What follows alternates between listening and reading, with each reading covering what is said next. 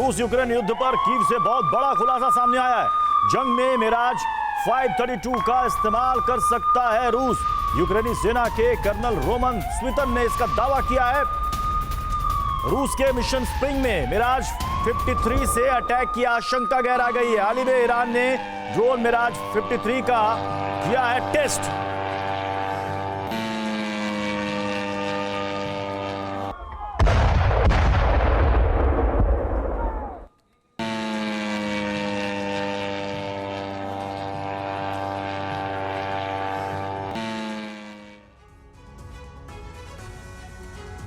तो सवाल है कि क्या मिराज 532 यूक्रेन में बारूदी हड़कंप मचाने वाला है क्या? यूक्रेनी कर्नल के मुताबिक कुछ दिनों में रूस बड़े हमले करेगा। रूस की तरफ से यूक्रेन पर मिराज 532 से हो सकता है कोई बड़ा हमला। हाल ही में ईरान ने सुसाइड ड्रोन मिराज 532 का सफल टेस्ट किया था। शायद 136 से ज्यादा विध्वंसक माना जा रहा है इस मिराज 532 को, और दावा किया जा रहा है कि ईरान रूस को यह आत्मघाती ड्रोन दे सकता है। हालांकि अभी ईरान की तरफ से रूस को ड्रोन देने की आधिकारिक पुष्टि नहीं हुई है। यह रोमन स्वितन जो कर्नल है आर्म फोर्सेस के यूक्रेन के, उनकी तरफ से बड़ा दावा है। बिल्कुल, तो देखिए डोनेत्स्क में यूक्रेनी ड्रोन का कहर भी इस बीच नजर आया है। ईरानी ड्रोन यूक्रेन की धरती पर कैसे तबाही मचा रहे हैं, इससे जुड़ी तमाम तस्वीरें, तमाम खबरें हम आपके सामने रख चुके हैं। और अब कई नए तरह के आत्मघाती ड्रोन्स पर काम कर रहा है ईरान, और मुमकिन है कि आने वाले वक्त में ये ड्रोन्स रूस को दिए जाएं और ये ड्रोन्स यूक्रेन की धरती पर नई तबाही की कहानी लिख दें।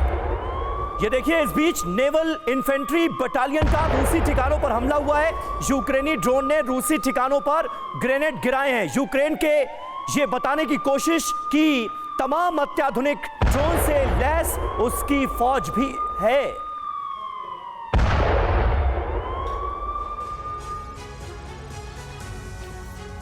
तो देखिए तमाम अत्याधुनिक ड्रोन्स किस तरह से इस्तेमाल किए जा रहे हैं यूक्रेन की धरती पर, ये हम आपको दिखा रहे हैं। लेकिन मिराज 532 का जिक्र आज बहुत जरूरी है क्योंकि इसे टेस्ट किया गया है ईरान में। इसकी खासियत जान लीजिए, रेंज देखिए इसकी कितनी है, 450 किलोमीटर, 12,000 फीट तक उड़ने में यह सक्षम है। 50 किलो वॉरहेड ले जा सकता है। एक पिस्टन इंजन वाला ये ड्रोन है। कामिकाजी ड्रोन से यह सस्ता है लेकिन इसकी मारक क्षमता शानदार है। स्टूडियो में मिराज 532 ड्रोन्स का ये जो मॉडल हम आपको दिखा रहे हैं, ये दरअसल बताने के लिए काफी है कि इस ड्रोन की खासियत कितनी है और यूक्रेन की धरती पर ये कैसे तबाही ला सकता है।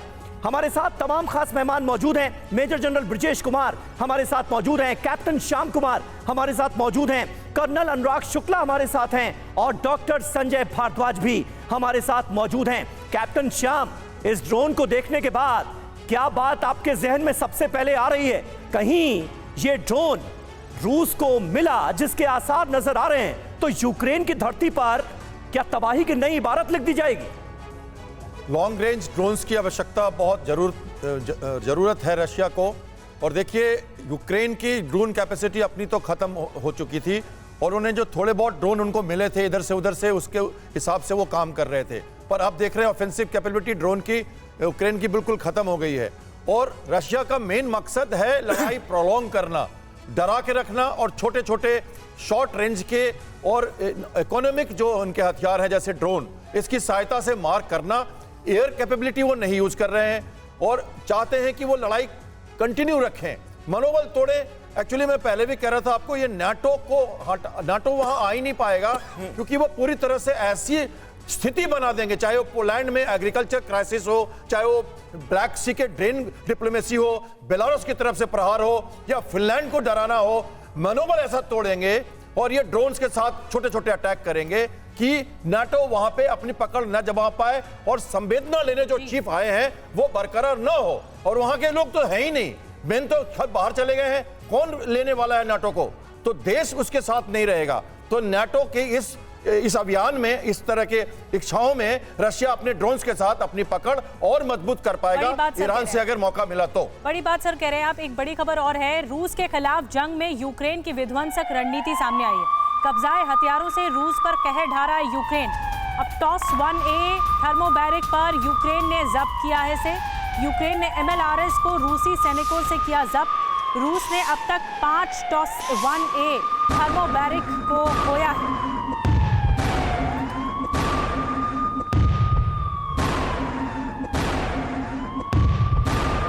ठीक है, वॉर जोन में पुतिन का जो भस्मासुर है, अब हम उसके बारे में बताएंगे। ये भस्मासुर क्या है? युद्ध की तबाही बरसा रहा रूसी हथियार यूक्रेन को मिला है और इसे भस्मासुर का नाम दिया गया है। रूस का दरअसल टॉस 1A थर्मोबैरिक यूक्रेनी सेना ने कब्जा कर लिया इस पर। अब टॉस 1A थर्मोबैरिक से रूस पर अटैक कर रहा है यूक्रेन। रूसी सेना ने अब तक 5 टॉस 1A थर्मोबैरिक खोए हैं। बाखमुत और दूसरे वॉर जोन में गेम चेंजर साबित हो रहा है ये टॉस 1A। और बाकी डिटेल्स क्या है, कैसे ये गेम चेंजर होगा, प्रत्युष के पास चलते हैं कुछ और डिटेल्स के लिए। तो ये toss 1A thermobaric war zone का क्या ये बड़ा गेम चेंजर साबित होने वाला है, इसके बारे में कुछ जानकारी आप तक पहुंचाते हैं। सबसे घातक न्यूक्लियर नॉन न्यूक्लियर वेपन इसको बताया जाता है। 220 मिलीमीटर कैलिबर के रॉकेट से ये लैस है। 15 सेकंड में 30 राउंड रॉकेट फायर कर सकता है ये। और फायरिंग रेंज इसकी देखिए, 500 से लेकर 3500 मीटर तक इसकी फायरिंग रेंज है। फ्यूल एयर एक्सप्लोसिव से ये अटैक करता है। वॉर जोन में छोटे एटमी वेपन की तरह ये इस्तेमाल होता है। इसलिए कहा जा रहा है कि एक बड़ा गेम चेंजर ये हो सकता है। अनुराग शुक्ला सर, क्या ये टॉस इस जंग का बॉस बन जाएगा? डेफिनेटली अगर इतना बड़ा वेपन दुश्मन के हाथ चला जाएगा तो डेफिनेटली इसके संभावना बनी रहती है। लेकिन एक बात विश्वास रखिए, जब भी हथियार खोया जाता है तो जो जाते हुए सैनिक होते हैं विड्रॉ स्ट्रेटेजी के थ्रू उसको सेबोटाज करके जाते हैं। वो इस तरह का गेम चेंजर करके जाते हैं कि कोई भी दुश्मन उसको कब्जा करने के बाद उसको यूज़ ना कर सके। खासकर निकट भविष्य में तो बिल्कुल ही नहीं कर पाएगा। बिल्कुल नहीं, लेकिन गेम चेंजर कैसे है ये? गेम चेंजर इस तरह का है कि जैसे रेंज बताया आपने कि अगर चोरी भी हो गए तो फिर उससे क्या फायदा? 500 किलोमीटर से 3000 किलोमीटर की मारक क्षमता रखता है। तो अगर इनको इस्तेमाल कर दिया और किसी तरह से इन्होंने रशियन टेरिटरी के अंदर अटैक करने में कामयाब हो गए तो डेफिनेटली ये बहुत बड़ा गेम चेंजर हो जाएगा। और अटैकिंग पोजीशन ज्यादा बढ़ ठीक है। बड़ी खबर ये है कि रूस और यूक्रेन जंग पर पेंटागन से बहुत बड़ी खबर आ रही है। सीरिया में रूसी सेना पर हमले की कोशिश में है यूक्रेन। पेंटागन से लीक डॉक्यूमेंट्स के हवाले से बहुत बड़ा खुलासा हुआ है। ज़ेलेंस्की ने रूसी फौज पर हमले की रणनीति तैयार की है। तो क्या ये सीरिया पर प्लान है अटैक करने का यूक्रेन का? और ये एक बहुत बड़ा खुलासा है। दरअसल जो डॉक्यूमेंट लीक हुए हैं पेंटागन की तरफ से, अब पेंटागन है अमेरिका का रक्षा मंत्रालय, यूएस का रक्षा मंत्रालय अगर इस तरह की खुलासे कर रहा है या फिर जो लीक डॉक्यूमेंट है उससे बात निकलकर सामने आई है, तो ये बहुत बड़ी खबर है। क्या कुछ कहा गया है पेंटागन की तरफ से? आइए जल्दी से आपको ये एक्सप्लोसिव खुलासा बताने जा रहे हैं बिग वॉल के जरिए। पुतिन से बदला लेने के लिए ज़ेलेंस्की ने विध्वंसक प्लान तैयार किया है और पुतिन से ये बदला लेने, ये रेवेंज लेने की तैयारी कर रहे हैं। इस रेवेंज के तहत सीरिया में रूसी फौज पर हमला करेगा यूक्रेन, ये कहना है पेंटागन का। रूसी सेना और वैगनर ठिकानों पर अटैक किया जाएगा। वैगनर फोर्सेस जो कि रूस का साथ दे रही है, प्राइवेट आर्मी, उनको खत्म करने के लिए अटैक किया जाएगा। कुर्दों की मदद से सीरिया में बदले की रणनीति होगी। ये बहुत बड़ा खुलासा है।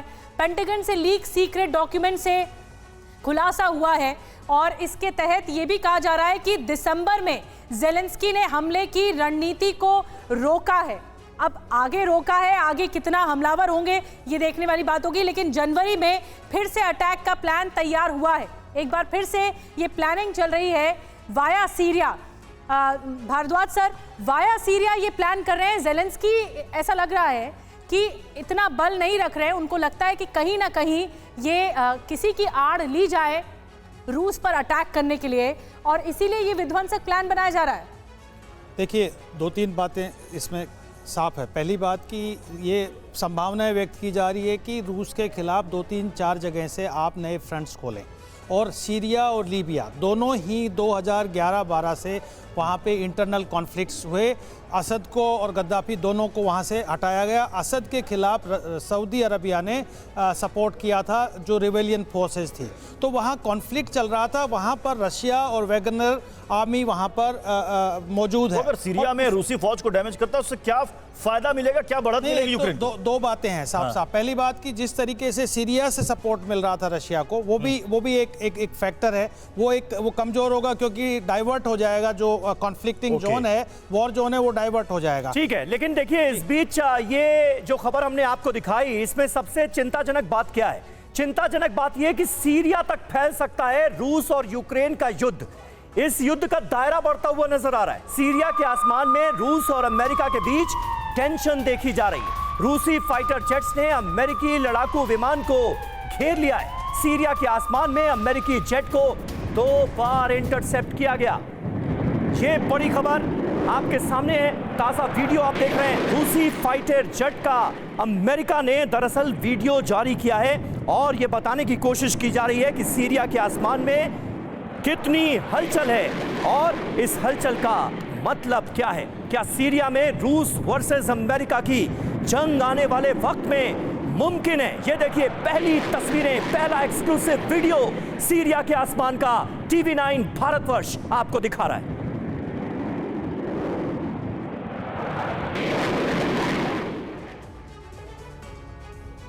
तो देखिए सीरिया के आसमान में रूस और अमेरिका आमने सामने नजर आ रहे हैं, टक्कर होती दिख रही है। अमेरिकी सेंट्रल कमांड का रूस पर बहुत बड़ा आरोप सामने आया। सीरिया में रूसी जेट ने अमेरिकी फाइटर जेट्स को घेरा। रूसी विमान ने 2 बार अमेरिकी जेट को इंटरसेप्ट किया है। क्या रूस यूक्रेन युद्ध का दायरा बढ़ता हुआ हम देख रहे हैं? अमेरिका ने 2 अप्रैल का सुखोई 35 का वीडियो जारी किया है। सुखोई 35 ने अमेरिकी F-16 विमान को इंटरसेप्ट किया। 1 मार्च से कई बार आसमान में टेंशन बढ़ा चुका है रूस, ये अमेरिका दावा कर रहा है। कैप्टन श्याम, इस घटना का वीडियो जारी किया गया है, बताने की कोशिश ये कि किस तरह की हरकतें इस रीजन में की जा रही हैं। क्या रूस यूक्रेन जंग का दायरा बढ़ते हुए आप देख रहे हैं, सीरिया तक पहुंचते हुए आप देख रहे हैं? सीरिया में ग्राउंड पे रशियन फोर्सेस मौजूद रहती हैं जी, और ये रेबेल गुट का जो अटैक है वहाँ पे, ये पुरानी इतिहास इसकी रही है और इस कारण से ये लगातार कभी न कभी ये जब भी सुर्खियों में आता है तो इसलिए आता है कि वहाँ पे चिंगारी थोड़ी थोड़ी भड़कते रहती है। और ये चूंकि ये इलाका ऐसा है, उनके साथ दूसरे जो कंट्रीज हैं आसपास के, उनमें भी टेंशन रहती है। इनकी बॉर्डर्स के पास काफ़ी लोग यहाँ से भाग चुके हैं, हमेशा से यहाँ परेशानी चलती रही है। तो अमेरिका और रशिया के टेंशन, मैंने जैसा कहा था, रशिया का मेन मकसद है अमेरिका का वर्चस्व खत्म करना वर्ल्ड से।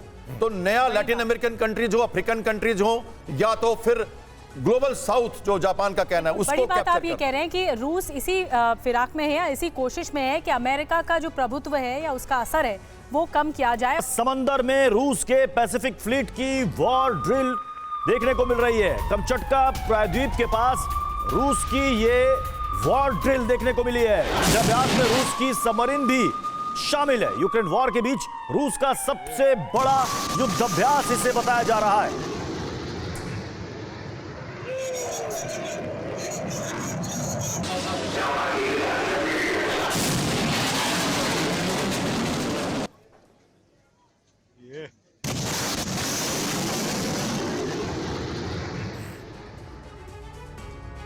एक और बड़ी खबर, ब्लैक सी में रूस और अमेरिका के फिर तनाव की आशंका। अमेरिकी जासूसी विमान पर टेंशन बढ़ने के आसार। अमेरिकी सर्विलांस पर यूएस यूरोपियन कमांड ने कहा ब्लैक सी में अमेरिकी जासूसी विमानों का उड़ना जारी है।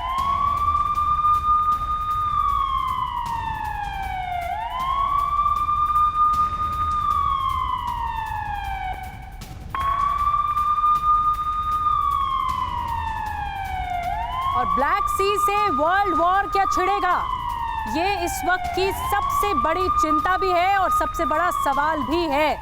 तो हम आपको बताने जा रहे हैं कि कैसे ये एक्टिविटी बढ़ गई है। रूस और अमेरिका के बीच फिर तनाव बढ़ने के आसार हैं। ब्लैक सी में अमेरिका पर जासूसी करने का आरोप लगा है। अमेरिकी जासूसी पर यूएस यूरोपियन कमांड का दावा है। ब्लैक सी के ऊपर अमेरिकी सर्विलांस विमानों की उड़ान जारी है। अमेरिकी वायुसेना के टोही विमान लगातार उड़ान भर रहे हैं। और ये शक है कि ये स्पाइंग कर रहे हैं, जासूसी कर रहे हैं। हालांकि यूएस ने ग्लोबल हॉक ड्रोन न उड़ाने का दावा किया था। काला सागर में ही रूसी जेट और अमेरिकी ड्रोन की टक्कर हुई थी और उसके बाद अमेरिकी ड्रोन को मार गिराया था रूस ने। तो ये जो एक्टिविटी है, क्या ये एक तरह से आग लगा रही है कि अब रूस और ज्यादा एक्शन मोड में आ गया है और ब्लैक सी से क्या वर्ल्ड वॉर छिड़ जाएगा? राजेश, आप क्या कहेंगे? ब्लैक सी तो जोन ऑफ कॉन्फ्लिक्ट के बिल्कुल करीब है। अगर आप 1-1.5 साल से नज़र दौड़ाएं, जब से वॉर शुरू हुई है, तो रशिया की ब्लैक सी फ्लीट वहाँ रहती थी और जिसका मेन जो शिप था उसको विध्वंस किया गया, मॉस्कोवा जी। तब से आज तक ब्लैक सी के अंदर सरगर्मियाँ बढ़ी हैं। अमेरिकन का जो सर्वेलेंस यूएवी है या एयरक्राफ्ट हैं, जाते रहे हैं, लेकिन वो अनाम रहे हैं आम तौर पे विज़ ज़्यादा वेस्टर्न पावर।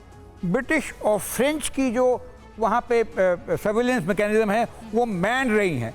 तो इनको अगर हम लड़ाई के उसमें देखें तो हम इसको फिर भी ग्रे जोन में कहेंगे। सर, इस बीच एक बड़ी खबर आ रही है, वो बड़ी खबर जल्दी से बता देते हैं। रशियन एयरबोर्न फोर्स का भीषण अटैक हुआ है। एंटी टैंक मिसाइल सिस्टम से ये हमला किया गया है। रूस ने यूक्रेनी ठिकानों को निशाना बनाया है।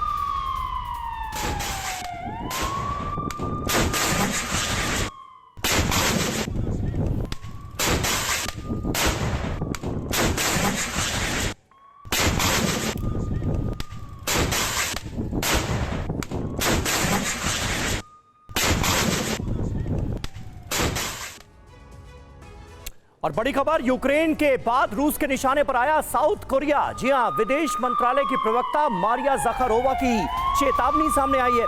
यूक्रेन को वेपन देने वाले देश रूस के सबसे बड़े दुश्मन करार दिए गए। हमारे खिलाफ हाइब्रिड छद्म युद्ध चल रहा है, ये कहा गया है ज़खारोवा की तरफ से।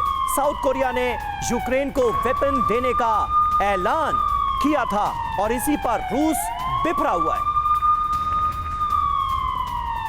तो देखिए इस बयान के मायने क्या है, मतलब क्या है, यह समझिए। रूस का बदला दक्षिण कोरिया, टारगेट अगला। यूक्रेन को हथियार देने के ऐलान पर रशिया नाराज है। पहली बार रूस ने साउथ कोरिया को डायरेक्ट धमकी दी है।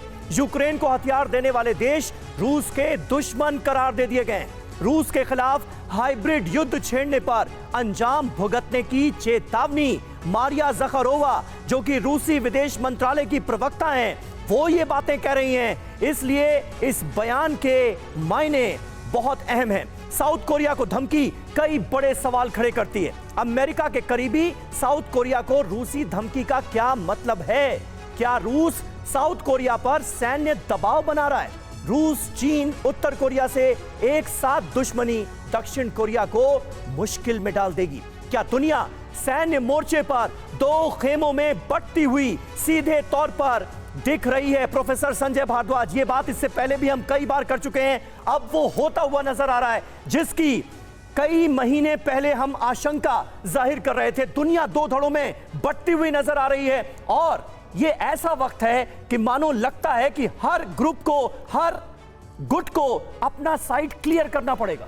बिल्कुल बिल्कुल सही बात है कि पहले राजनीतिक ध्रुवीकरण हो रहा था, अब सैनिक ध्रुवीकरण भी हो रहा है और उसमें जो कॉन्फ्लिक्टिंग जोन है, जो एक नया कॉन्फ्लिक्टिंग जोन इमर्ज हो रहा है वो साउथ चाइना सी, जिससे चीन का कॉन्फ्लिक्ट है साउथ कोरिया से और आप जापान का रशिया से भी कॉन्फ्लिक्ट है। तो इसमें निश्चित रूप से जो चीन और रशिया एक जगह खड़े हुए नज़र आ रहे हैं इस साउथ चाइना सी में, वो ठीक नहीं होगा। वो किसी भी पूरा ये जो इंडो पैसिफिक रीजन है ये इसके लिए ठीक नहीं होगा कि जो पोलराइजेशन, ये दो खेमों का आकार एक जैसा रहने वाला है। आने वाले समय में इसमें इधर से उधर पलटी मारी भी होगी। देखिए ये तो क्लियर है कि जो लिबरल डेमोक्रेटिक कंट्रीज है, जिसमें जापान है, साउथ कोरिया है या साउथ ईस्ट एशियन कंट्रीज है, ये एक खेमे में रहेंगे मिलिट्रीली, पॉलिटिकली। लेकिन मिलिट्रीली जो रशिया, नॉर्थ कोरिया और चाइना जो इंडो साउथ चाइना सी के आसपास है, वो निश्चित रूप से अपने आप को एक फ्रंटियर एक क्रिएट कर रहे हैं और वो एक नया कॉन्फ्लिक्ट, नया रुख उसमें बढ़त होगी।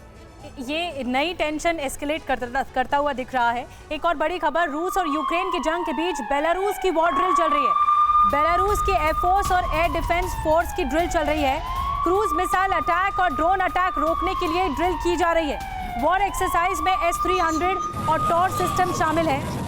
22 अप्रैल तक चलेगी बेलारूस की वॉर ड्रिल। बेलारूस सहयोगी देश रहा है रूस का, और अब इसके मायने क्या हैं इस ड्रिल के, ये समझते हैं। आइए बताते हैं आपको कि इसकी अहमियत, इसके मायने क्या हैं। क्या बेलारूस बॉर्डर से कुछ बड़ा होने वाला है? पहला बड़ा सवाल। क्या बेलारूस बॉर्डर रूस यूक्रेन की फ्रंटलाइन बनेगा?